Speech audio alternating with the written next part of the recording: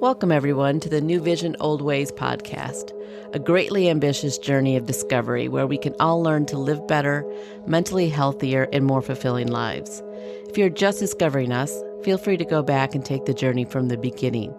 And if you're already a Newvision Oldways fan, welcome back and enjoy season 6. And now, here is your host, Tony Marinaccio.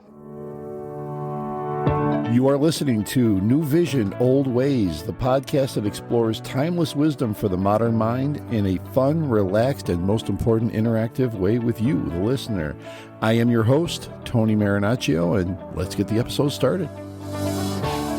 Welcome, Visioneers, to the third and last episode of the Medical Intuition series with medical intuition researcher Tracy Poff. And I really hope you enjoyed parts 1 and 2, and this one will not disappoint. We took quite a swing from the Nothing Matters themed episode number 54 about nihilism to the Everything Matters spiritual themed medical intuition series that we're in right now.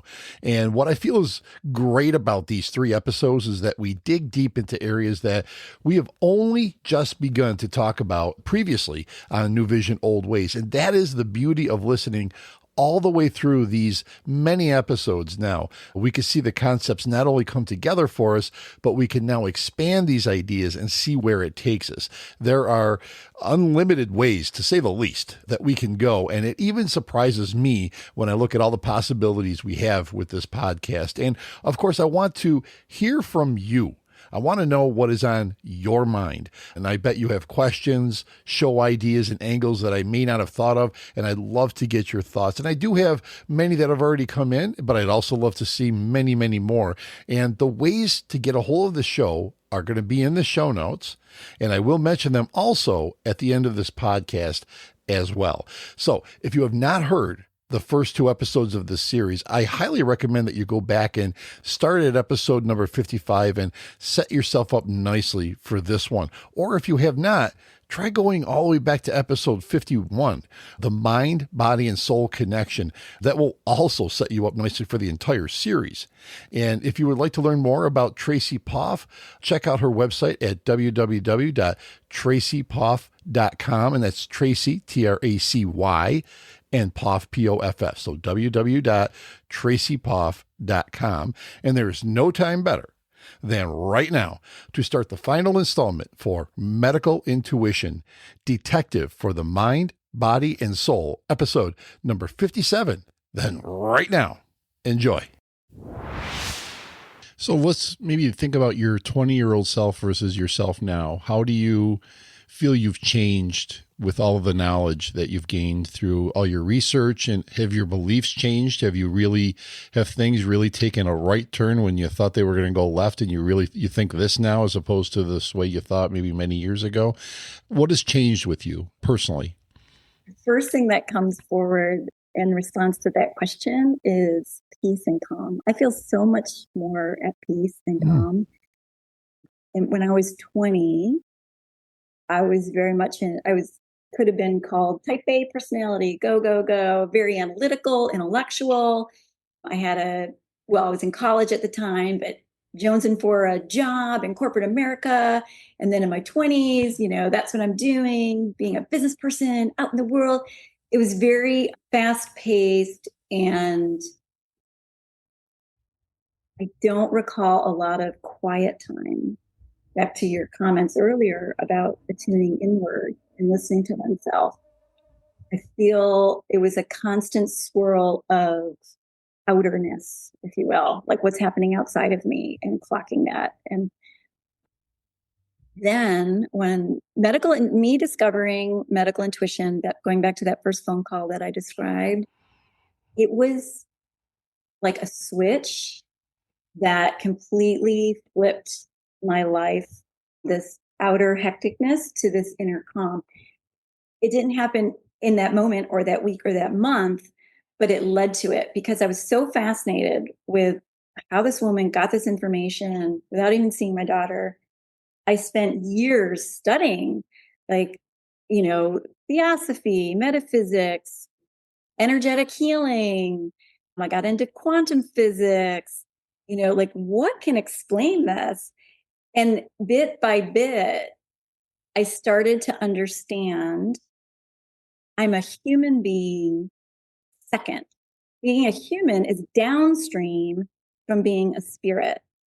My the biggerness of myself, making up words here, is in spirit. It's in that quantum soup of energy. And so to me, that brought me such peace and calm, because I now see the world, like literally, Tony, you can ask people who live with me, my family, like my first go-to is broad perspective, meaning, let's say something happened. Well, here's an example.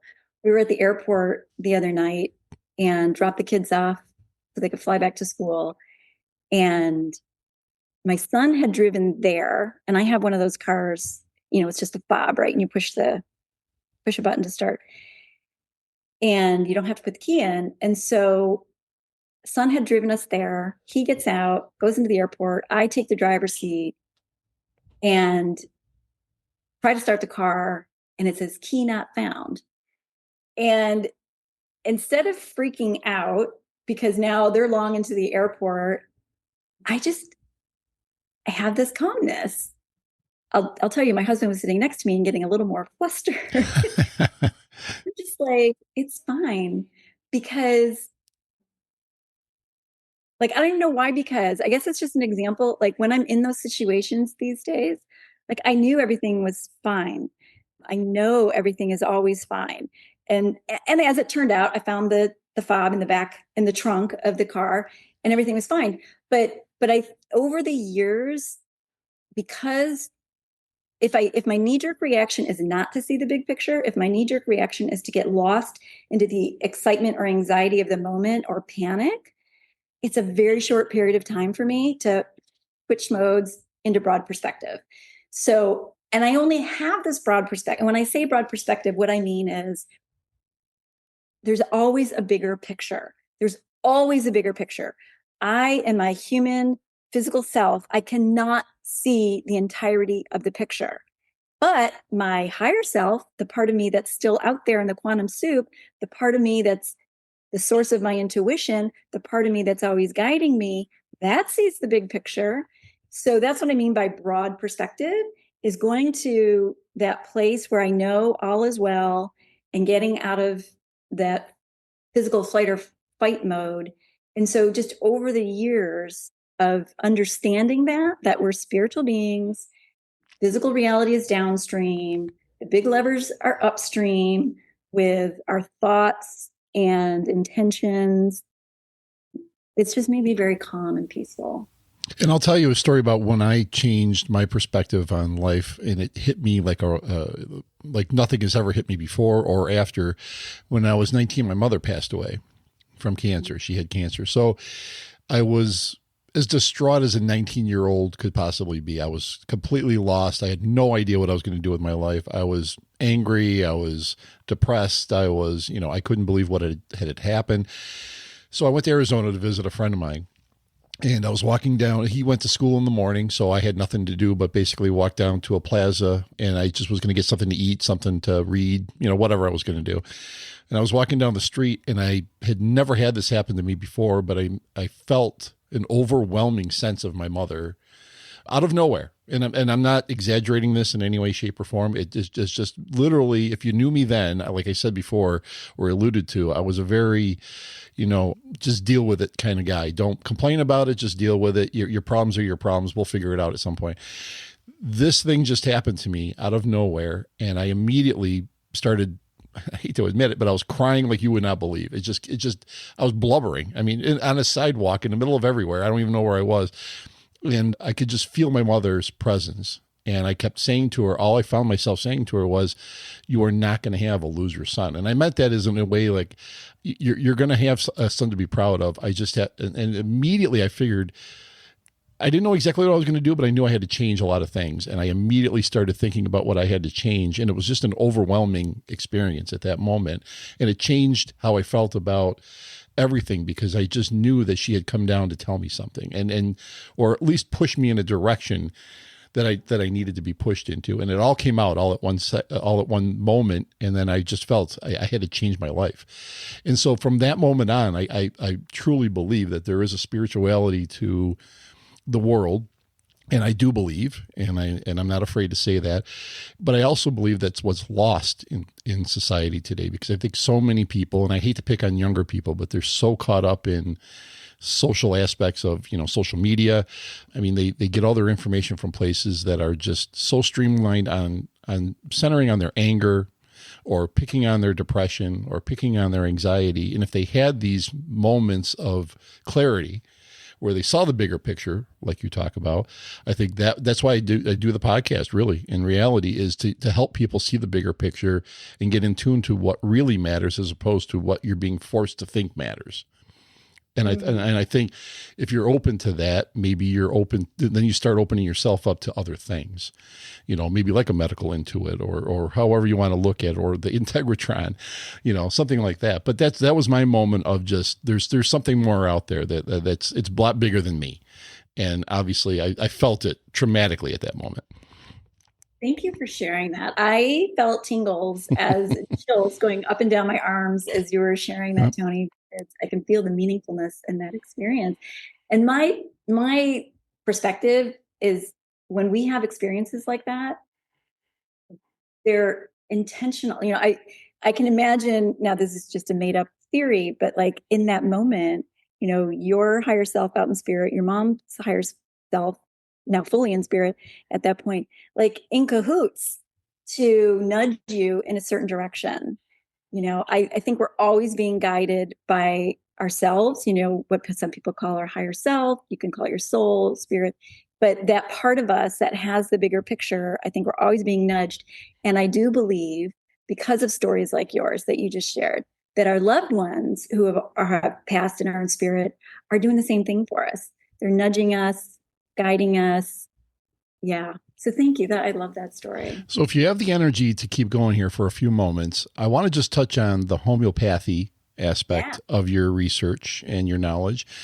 And I will tell you one more story really quick that maybe will help with this. I was about 2.5 years ago. I don't think I've ever felt so horrible body-wise that I felt at that moment back, then. And things ached that I couldn't even understand what was aching. I just felt like a 90-year-old man trapped in a much younger body. That's what I felt like. And it was horrible. So I really set my mind to finding certain things that were going to help me other than over-the-counter drugs or what a doctor could prescribe. And I found certain things, and I'm not saying this is going to work for everybody. Obviously this is something that was just very personal. I found that beetroot juice was something that really helped my energy level and the way I felt as I was doing physical things. Especially, I found turmeric, I had never even really investigated turmeric before. I found collagen was really helping me, a collagen supplement I started to actually physically feel better in reducing my over-the-counter drugs, which I was taking way too much of. It was killing my stomach, and other things were being, obviously, not only was I not getting cured, but I was actually hurting myself in the end even more. And so those things really and those are just 3 examples of things. I've used other things since then, but they're all natural. And I love that side of things because I think that is so unexplored, or with insurance companies, I don't think they really give you the opportunity to go down those paths. So, and I know that's something that you have gone down that road a little bit with your research. How can you maybe present a case for homeopathic medicine as opposed to, or at least as an option, maybe not just everything, but at least an option, for people that just do not accept that as that's not going to help me. It's just not. So I love homeopathy, and for historical backdrop here, Americans used homeopathy quite commonly up until maybe like 100-ish years ago. And that's when like the positivity movement came in, and that was the thinking that you have to prove it. It has to be physical. You have to measure things. So anyway, that homeopathy fell out of favor. But it's still highly in favor in the UK, for example. The royal family is well known for using homeopathy. I didn't know that. Yeah. So in Europe, it's very common. It has remained common, whereas, yeah, it used to be in the United States, not so much now. However, to backtrack for people not familiar with homeopathic remedies, so the typical form of a homeopathic remedy are little lactose pellets. They're little pellets. They're tiny. Maybe 10 of them could fit on the head of a nickel or a dime. So they're small and they come in a little tube usually. And so I say lactose because that's the base usually that's used, although these days I think they're changing it. Basically, something like a sugar pill, an inert ingredient, if you will. And then but there's a substance that's added to that. And so arnica is a very common one. Most people have heard of, okay, maybe not most people, but a lot of people have heard of arnica. Arnica is the go-to homeopathic remedy for bruises, shock, and you can find that. See, I was thinking about a grocery store, but I shop at a store that leans natural, but a Whole Foods probably still has homeopathy. I say still because when Amazon bought them, things have changed. But anyway, so these pellets, so hardcore materialist, somebody with materialist paradigm, i.e., somebody who doesn't believe in non-physical things, they would say it's impossible for these little pellets that are just, if they test them, all they can find is the sugar or the lactose. So therefore, it can't be doing anything. But the way these pellets are produced is they start with a tincture. So let's say arnica, they take the arnica flower, which grows on the side of mountains, and they create a tincture from the arnica flower. And that's usually with alcohol and water. And then they dilute that base repeatedly, dilute to the point where there are no measurable molecules of the arnica anymore. However, what's happening, back to our discussion about energy, that flower that was in there has an energetic signature, and you can never get rid of it because it was in there once. So you can never get rid of the energy of it. So, and if anybody wants to look at energy imprinted as I'm going to destroy his name, as Marinaccio or something, a Japanese scientist who studied the hidden messages of water. Great book. Encourage everybody to check that out. But that shows physically the energy of molecules. So anyway, so there's an energetic signature that, regardless of the level of dilution, still remains in this, what is now a diluted tincture. And that's what they put on these, they drop it on these lactose pellets. So it's an energetic signature of the original substance. And there are hundreds of different types of homeopathic remedies. So the arnica flower being just one. There's phosphorus. There's basically there's metals, there's plants, animals. So that are the original substance, and then they boil them down. So anyway, and the other thing is a little vial of, say, 85 pellets costs about $7 or $8. So it's very inexpensive, very accessible. And so the way it's used, it can be in acute situations or chronic situations. So I prescribe homeopathic remedies for myself all the time for acute situations. If I had something chronic, I would go to a classically trained homeopath. There are like I have a friend who went to school for 4 years to learn how to be a homeopath. So there's a lot of knowledge. There's a big knowledge base if somebody wants to learn. I learned just enough to treat myself, my family.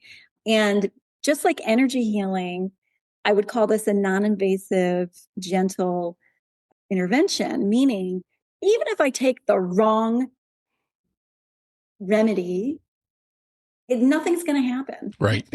That's very important too. Yeah. Yeah. It's because, it's just energy. And so energy so the principle of this is, like, it's a principle of likes. So like cures like. So the arnica flower was found to be something, if taken in high dosages, would cause bruising in an individual. So if it causes bruising, that means it can alleviate bruising. I hope I'm explaining that right to all the homeopaths out there. So that's why we would take arnica for bruising, because it's resonant. It's the same frequency. So if I take the wrong remedy, there's no resonance. So nothing's really going to happen. So that's why it's, what I say is non-invasive. It's not like taking, a cholesterol drug that's actually physically changing your physiology. This is working on energetic levels, on the subtle energy levels with your vibration. So the homeopathy is something we would call vibrational medicine, just like energy healing. It's vibrational medicine. It's working on an energetic level. So I've taken it. So, does it work? I mean, I'm still taking it 15 years after I discovered it, 17 years after I discovered, because it works. Right. Like if I have a cold and I can't taste, that's a great symptom that matches with pulsatilla. That's another homeopathic remedy. I take pulsatilla, and then, in a day that passes.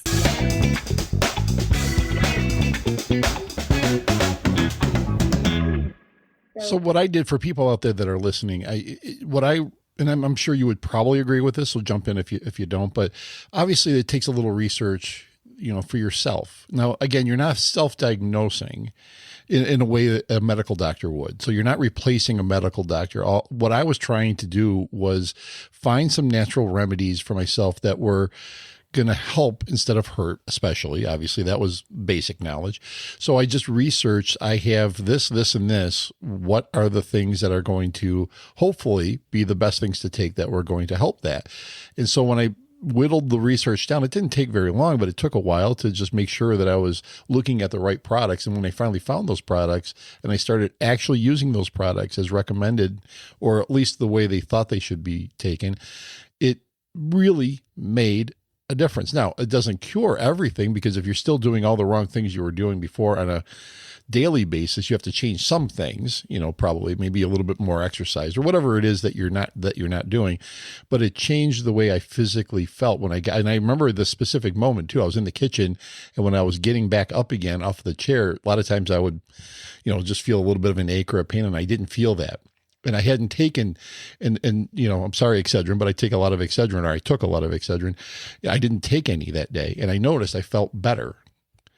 And so those little signals of, wow, I actually didn't need to push myself up to actually not feel any pain. I actually felt perfectly fine. And then when I started really, that was the moment that I thought, wow, okay, there is something here. Maybe it's, again, not a cure-all, but wow, there is really something here. So I started making sure, and still to this day, 2.5 years later, I'm still taking all of the things, and they work. And they really work for me. But I found what I had. There was a couple things I dismissed because it didn't do much for me. But it took a little experimenting, to get to that place. So I don't know if you have any final thoughts on that part of it, as far as finding the right things for yourself. Maybe you can recommend an approach. Well, I do want to add to all, out of respect for the profession of homeopaths. People practice this professionally. So I just want to circle back to that for a second. It does take a trained practitioner to select the best remedy. So, but it is an alternative to conventional medicine. So if somebody wanted to go see a homeopath, that would be a gentler approach, I think, because it's working at energetic levels. And when I got into me self-prescribing remedies, that did come after a lot of research, like you did. You're researching and finding out. So how to find the best thing for you. This is where it comes back to your brilliant conversation about attuning inward and listening to yourself and resonance, and tuning out. What I would add is tuning out the voices from outside. Because what one works for one person is not necessarily going to work for another person. It goes back to what I was saying about, I think we all have a personal combination lock. What is going to release my resistance? I call it resistance when we have blocks. Like right now, I have a cold. Well, there's some blockage in me. And I'm going to say on all levels, spiritual, physical, mental, and it's a tiny one because I'm not super sick, but what will release that? And for me, a lot of times it's just sleep. I just need a couple nights at 10 hours of sleep and great, So anyway, I that's my encouragement is to, take input if you want it, but nobody knows better than you what feels good to you. Mm-hmm. And this is where I think we can tend to get lost is when we go to a position, someone in authority who we deem as an authoritative figure, and they purport to know what's best for us. That's just nonsensical. Nobody can know what's best for me. I can take their opinion, I can take their experience into play, and then run it down my spine, run it through my body, Mm-hmm. run it, just let it sit, let it ferment. And, how does that sit with me? For example, my husband, many years ago, had a back problem and was told by a doctor, oh, you're going to need surgery for that. Yep. Only way out of this is surgery. Mm. And my husband, he was like, it doesn't feel right to me. He wasn't feeling it. He didn't, yep, thank you for the information, but I'm feeling there's another path for me. And he did. He ended up doing physical therapy and recovered. Mm. So Perfect example of what we're trying to talk about here. Perfect. Buck stops with us. Yes. So only we can make the decisions for ourselves. We can respect input, but yeah, how does it feel? How does it fit? Well, that's perfect. And again, that's an amazing example because that's what a lot of people go through. And I think they just ignore that side of it and they'll just constantly beat that trail of I got to go to the doctor. They've got to send me to somebody else. There's got to be someone else that can tell me something. And until you open yourself up to what you just said, just figuring out what for yourself, what may or may work. Yep. Thank you. And I want to add another example that went the other way. A friend of mine who also had back problems, she tried to do physical therapy and tried to do everything. And in the end, she was like, nope, I think I'm going to need surgery. And she had surgery and she's fine. But that was her decision. And that's exactly how it should be. Yep. Exactly. So, that felt right to her. And, what's right for one person is not necessarily right for another. So first of all, you have been a super trooper. I know you're not feeling 100% today. So you have been an amazing guest. I appreciate that. So thank you. So with your research, and I know you're really, you've been through a lot of schooling. So obviously you've researched a lot. Where do you see the medical intuit side of things going? Especially, are we ever going to get to a point where insurance companies or doctors more or less embrace some of these other alternative ways of looking at things? Or are we just always going to have, it's either this path or it's going to be this path? Do we always have to make that decision, or is there ever a point you think where we're going to combine the two and try to work them together to make a leap forward, with the way we do our health? I think with a paradigm shift, it's possible. But to the extent that the dominating paradigm in the health world, let's take conventional medicine, that's the insurance companies dominate in the United States, it seems like the paradigm is one of materiality. They need to see proof that's measurable with their eyes. So it would be great if we had more clinical trials of homeopathy or medical. And actually, there's a study it's coming out, another one focused on medical intuition. But there actually was a study, first one in a long time, focused specifically on medical intuition that was published in 2022 that showed, the results of an intuitive scan and how that stacked up against the patient's knowledge of their own health condition. There are other ways to test that would satisfy the materialists of the world. But anyway, I think as long as that's the presiding paradigm, then we need more research. I think that's possible, but can that get funded, to a great extent? I don't know. What's So stopping that, though? I don't mean to elongate this because I know we're trying to wrap it up here a little bit, but what is stopping that from happening? I mean, what are the things out there that's just, is it just the medical world just doesn't want to go down those paths because there's too many unknowns and they just don't want to put themselves out there and say, hey, take turmeric or take beetroot juice or do something like that. They just don't want to go down there for some reason. And I don't really understand what is stopping anyone from really pushing that forward a little bit more. I can't pretend to know the answer. I can make observations from a very overly simplistic view. What makes money? People will fund where they think they're going to return. Yeah. Right. So if it's going to get a return, a financial return, it could be said that there would be more incentive to fund research in that area. So that's one aspect. I had a feeling you might say that. I'm not an expert in this area. Right. I don't know. I'm just looking at what gets published in journals. And I agree with you because obviously there are things that, money talks, and it's unfortunate because we have a society that does that. So that's why it's imperative that I think all of us take it upon ourselves to, like we talked about a couple times already, really invest in ourselves and take those times when you are unsure about things and just do your own research. But again, make sure you're doing research in the right areas. Don't take out a fact from a Facebook post. Let's get the research from areas that you could trust and that you can feel good about. And I think then you'll start making decisions for yourself that will help out with, like you said, homeopathic medicine. Yeah.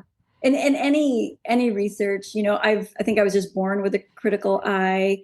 So it came very natural to me, but over this past 1 to 2 decades of the health journey and metaphysical journey I've been on, I'm just all the more aware of the source of information. Is it credible? Do they have a motive or an incentive to have a certain outcome? Would it benefit them if you took their product? So the best source is a neutral one that doesn't have anything to gain or lose from the information they're sharing. So yeah, that's what I would say about research is just know the source. Well, I completely agree with you. And it's a perfect place to stop. And again, I appreciate your time. This was a long one. So, but it was a great discussion. I think we've opened the door to talking about a lot of other things that we haven't even touched on that I know you're involved in. So whenever you'd like to come back and do that, I would love that. We could always have a follow-up to this discussion because I think there's a lot more out there that we could talk about. But thank you so much for being here. Any last thoughts from you? Oh, gosh. Well, I want to thank you for this opportunity, Tony. As you can tell, I love talking about this subject, about intuition, about worldviews. So I guess if, to close, I would just emphasize that one's personal intuition is, how do I say this? Just as valid, if not more valid, than outer information. It's a way of knowing. So one way of knowing is to gather data. And I find that super helpful from the outside, super helpful. I do it all the time. Another way of knowing is to quiet oneself and attune inward and see what's there. Great advice. Tracy Poff, thank you very much for your time. And we'll see you soon, I hope. And we'll talk again. Thanks so much, Tony. Have a great night. You too. Bye-bye. Thank you, Fake Studio audience. What a phenomenal interview it was. And I thank Tracy for her time. It was a lengthy discussion, hence why I split it up into more palpable bites for you. And I thank you, the listener, for digging in and going on this journey with me. As I have already stated, I have turned the corner on these concepts in my own life, and I can see the benefits from the inside now. And I will never say that you will find the same benefits that I or anybody else does. But the key is to open your mind to the possibilities from sound baths to tuning forks to meditation to medical intuits to homeopathic remedies. Find out what works for you by doing your own research, by talking to a medical doctor that is not closed-minded, and make decisions for yourself. It is your right to do so. But always remember, everything you hear on this entire podcast is for information purposes only. Make sure that you are doing what is right for you. So, what did you think of this episode or any of the episodes? I would love to find out. And here is where to get a hold of the show and let us know. These are in the show notes, but as always, here they are. There is a support link in the show notes and on the newvisionoldways.com website that you can click on that will allow you to donate to the show and show your support. And believe me, by donating what you can, it will allow me to book more guests like Tracy, cover costs, anything will help, cancel anytime. You can also message the show from each episode on your various platforms. Just look for the send us a text message link. If that doesn't work for you, you can email us at newvisionoldways@gmail.com. And you can also find us on what was Twitter, now X, at Newvision Old Way. No S on that one. And remember, at Newvision Old Way. Check the Newvision Old Ways YouTube channel. Type in Newvision, one word, Old Ways, one word, channel, and please subscribe. It is free and will show support for the show. It really means a lot and will help grow the show on YouTube. Find us on Facebook, same thing, Newvision Old Ways Podcast. And as a reminder, these are growing platforms for us and expanding all the time. So we need your help to get the flow going with the community. And last but not least, if you could do me a huge favor, subscribe to us, like us, follow us, leave a review on whatever platform you found us on.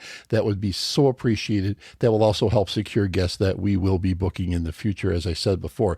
So welcome to the middle of season 6, and I have a lot to cover yet this season, so thank you for listening. I cannot wait to get your input. I also cannot wait until we get together for the next episode of New Vision Old Ways. Until then, stay true to yourself, stay informed, and stay empowered. But the most important thing is... This episode and all the episodes of New Vision Old Ways podcast have been written, engineered, and produced by Tony Marinaccio and TKM Productions.